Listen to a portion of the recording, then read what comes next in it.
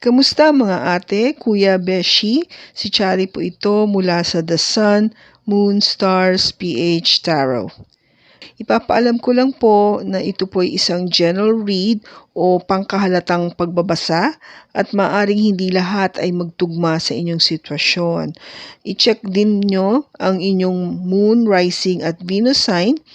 Baka doon mas tumugma ang read para sa inyo. At kung ang mensahe ay tama sa inyo, paki-like lang po at mag-subscribe kung hindi pa ninyo ito ginagawa. Okay, mag-umpisa na po tayo. Hello po mga ate, kuya, beshies. Kamusta na po kayo? Dito ako si Shari Paragmon. Another reading, and this is for the sign of Scorpio, Sun, Moon, Rising, and Venus. And of course, welcome po yung mga cross-watchers ni Scorpio at yung mga bago po nating mga viewers. Tignan po natin ngayon kung ano yung message o mensahe na makukuha po natin. Kung meron man kayong sikreto o nasa inyong saloobin o feelings.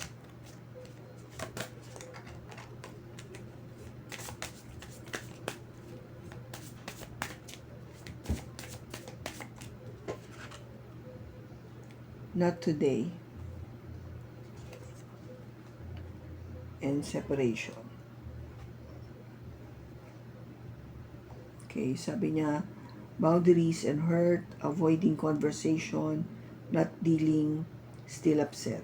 Okay, so, ito yung sinasabi dito, Scorpio, na hindi ito yung oras, panahon, o pagkakataon para mapag-usapan o mag-usap para ayusin kung ano yung mga bagay na dapat ayusin o pag-usapan. In other words, hindi ka pa handa. Okay? Hindi ito yung oras o pagkakataon na kaya mo nang harapin yung sitwasyon. Sa ngayon, gusto mo muna mag-isa kasi masama pa loob mo. Hindi mo gustong i-handle muna yung sitwasyon. In other words, umiiwas ka muna o pinapaliliban mo muna sa ibang pagkakataon o oras o panahon. But basically, hindi ngayon. Not now. No? Yun yung gusto mong paratingin. Very clear, not now. Maybe it has something to do with the separation. Kasi nga, ang paghihiwalay ay masakit, mapait, nakaka-miss ng tao, palagi mo itong naiisip, at syempre hindi mo alam kung ano yung mangyayari sa kinabukasan. Okay? So, ito yung feeling na hindi ka pa handa para either tanggapin yung paghihiwalay o yung pag-uusap tungkol sa paghihiwalay. Okay? So, take it as it resonates ito, Scorpio. It could be you or it could be your person.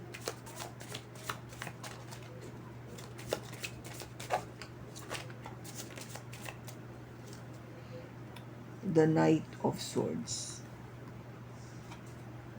The Eight of Swords.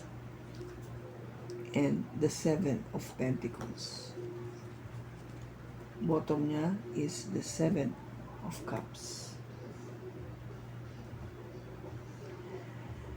Yung Seven of Cups natin dito, Scorpio, is you are given the chance or the opportunity to choose other probability o yung mga ibang posible o option nga, no, na yung pagpili ng ibang bagay based sa nangyayari sa sitwasyon mo ngayon. Okay? Nasa sayo kasi ito The choice is yours. The decision is yours. Kung gabag binibigay lang sa'yo ni God o yung universe, yung mga possible na pwede mong pagpilian o i-consider sa nangyayari sa sitwasyon mo. Nasa sayo na ngayon ang desisyon kung alin ang pipiliin mo, o pipili ka ba dito o mag-i-stay ka sa nangyayari sa ngayon. Eight of Pentacles, kasi iniisip mo, di ba, yung how are you going to work on this? Paano mo pagtatrabahuhan itong mga bagay-bagay na to? Okay? Kasi nga, yung feeling na hindi consistent, hindi mo alam, you don't know, you're not sure. Kaya, hindi ka pa makadecide, no? You're still trying to make that decision if you are going to choose or not. Okay? Hindi ka pa hindi ka pa clear kung anong gagawin mo next. With the Knight of Swords kasi, ito yung humihingi ng mabilis na aksyon. Okay? Kung ba, wag na magbagal-bagal pa. Gawin na natin ngayon. Kung ba hinihingi o humihingi either you or yung person mo ng mabilis na pagkilos o mabilis na pag-iisip o mabilis na desisyon.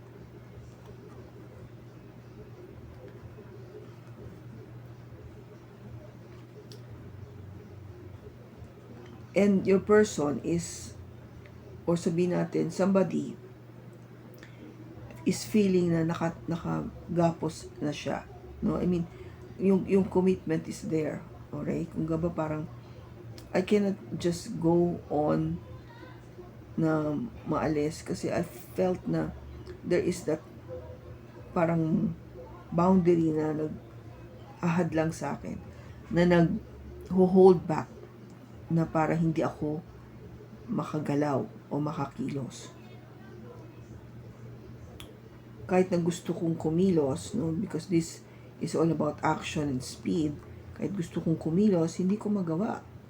Because I felt that I am being trapped, no? Parang natrap ako. Nakagapos, in other words, nakatali. Yan, pakiramdam mo na nasa isang lugar ka na mayroong rehas, walang labasan, yung ganun.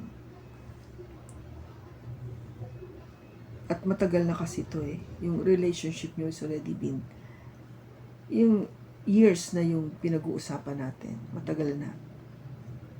Matagal na nang either nangyayari ito o matagal na yung relationship. Yung hinihingi mo kasi ditong movement, no, yung sabi ko, di ba, yung mabilis na aksyon. It's basically, yung sinasagot dito is not nga today. Hindi ngayon. Kahit gusto mong may mangyari o gumalaw, hindi ngayon Kung sabihin natin yung paggalaw na to has something to do with the decision to separate, hindi siya ganun. Maybe because ang tagal niya na nga, and that commitment, no, that you have. Especially if you are married already to this person, then yung commitment is there. Hindi siya basta-basta mawawala. Okay? Lalo na sa ating mga Katoliko, lalo na kung kinasal ka dito, hindi yung naaalis, hindi nawawala. You don't have any divorce. You know, hindi katulad sa ibang bansa that you can file for a divorce. But here, in the Philippines, we don't. We respect yung marriage, no? Nirerespeto natin yun. Yung sagrado ng pagpapakasal. No? Kaya hindi ganun kadali para sa ating mga Pilipino. Now, tingnan natin.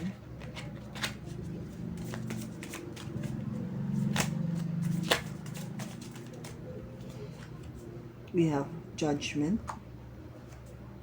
and the Eight of Cups.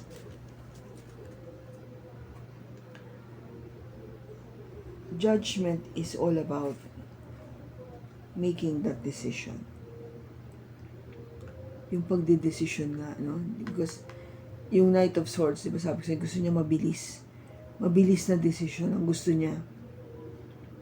Parang, come on, make up your mind. Ano na ba talaga? Ano nang gagawin natin? Because somebody wants to walk away. Di ba sabi ko, feeling ko dito na, yung feeling niya na nakagapos na siya. Pero yet, yung sikreto, yung that feeling, yung kinikimkim niya sa loob niya, o hindi niya masabi, na gustong gusto ko nang umalis.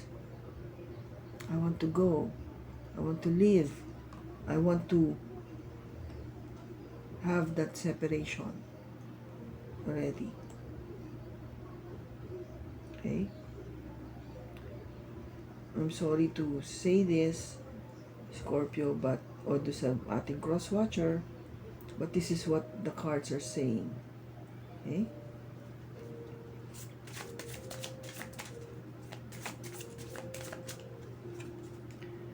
Eight of Pentacles, the Seven of Cups again, and the Seven of Swords.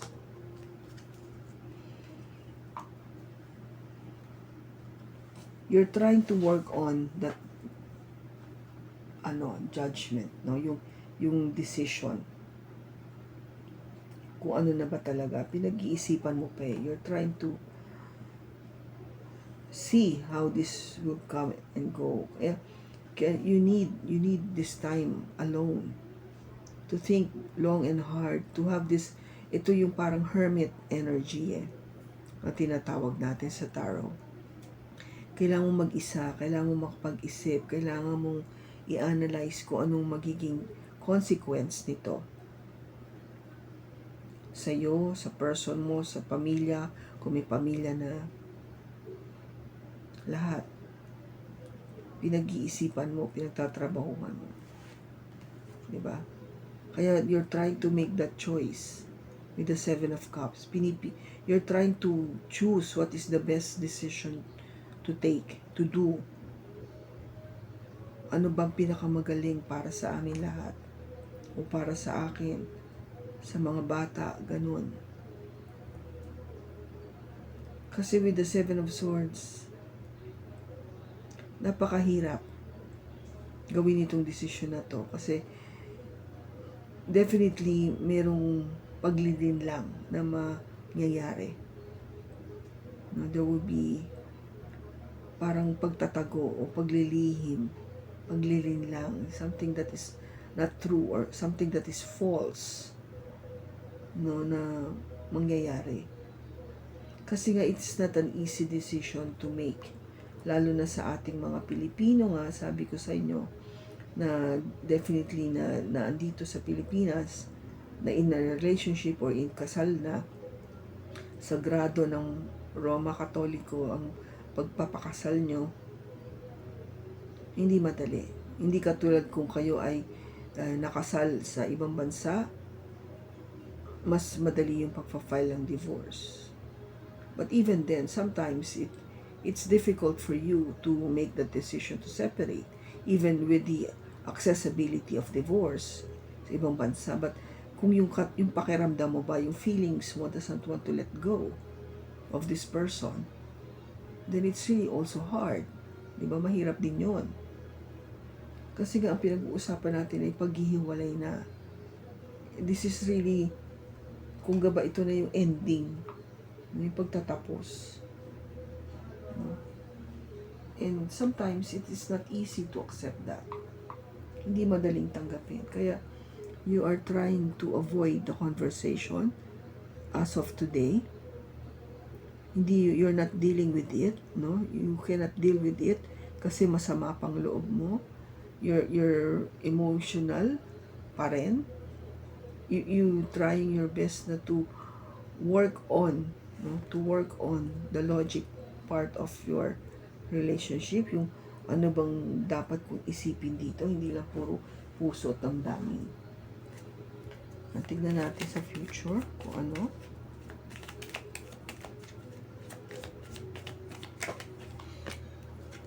You have again the Eight of Wands, the Eight of Cups, the Ten of Cups, the Hermit,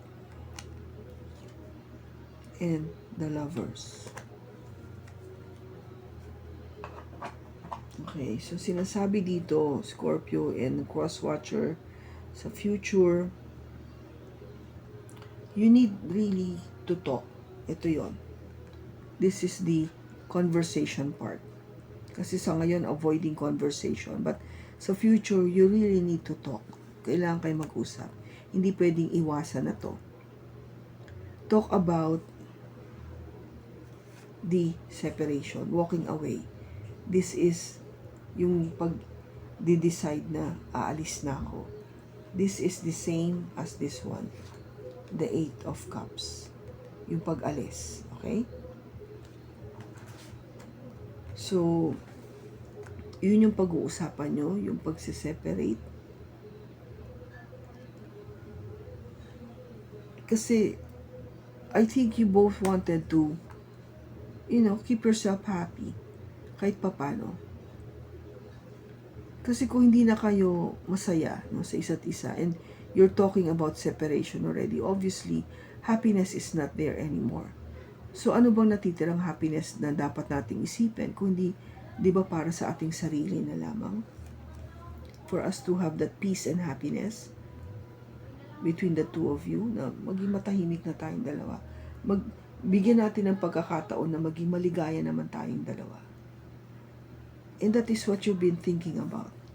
Yun ang pag-iisipan niyo mabuti with the Hermit. Yung energy nito ng Virgo. You will be thinking deeply, meditating, asking question, trying to find the answer to all these things na napag-usapan nyo. And it will be all about deciding yung relationship nyo. About the two of you. About being you as a lover. Yun yung pag-iisipan nyo mabuti. Magtutuloy ba kayo o hindi? That is of course sa inyo na yan. Scorpio and your person. It is something that you both need to decide on. Okay? Huwag nyo nang tanungin ng cards. Kasi talagang whatever, kung ano yung lumabas, it is still your decision. Yun lang masasabi ko sa iyo, Scorpio and yung cross-watcher natin. Kayo yun eh. It is what you felt or what you will be feeling the time that you are having that conversation. Ano ba yung decision nyo sa isa't isa? It is you. Hindi cards yung magsasabi niyan sa inyo. I will totally be not putting the tarot cards to answer that particular question. Hindi ko gagawin yan. Kayo yun eh. Okay? I hope you will respect that as much as I want to give that respect to you na kayo mag-decision na. I don't want to ask any more question kung hanggang saan ito. Kayo yun. Okay? So, ano yung hihingi nating advice kay Angel?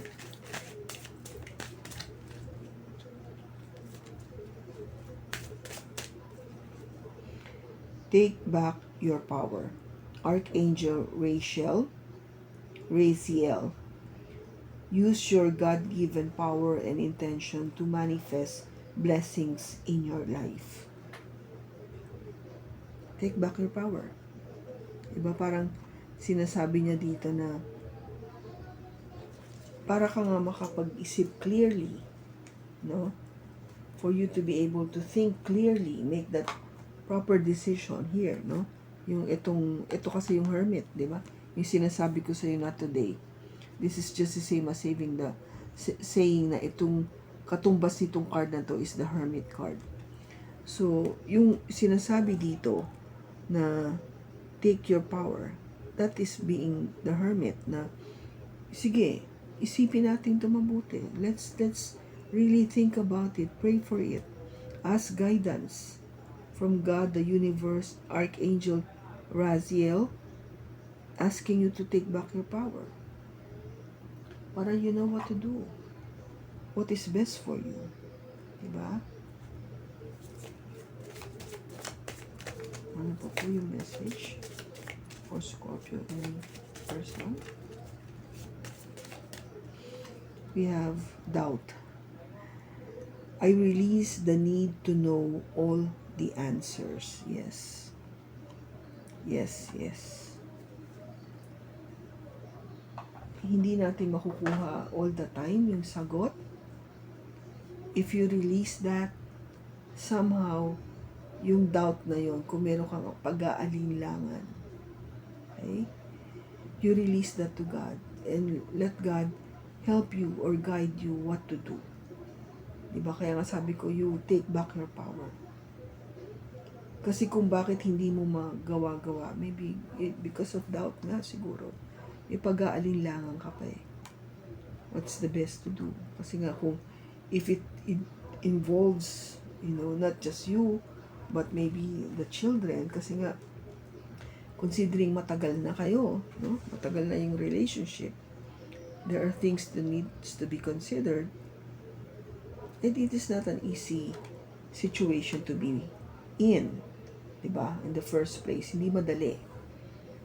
Kaya pray to God, pray for guidance, pray na ibigay sa iyo yung tamang desisyon for you and for your person, Scorpio. Okay? So, kung kanino mang Scorpio itong nakuha nating energy during itong ating pagbasa, I hope na nakatulong ito sa iyo ng malaki. Maraming salamat.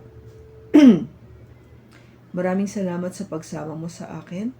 Sa susunod po muli, ingat ka and God bless.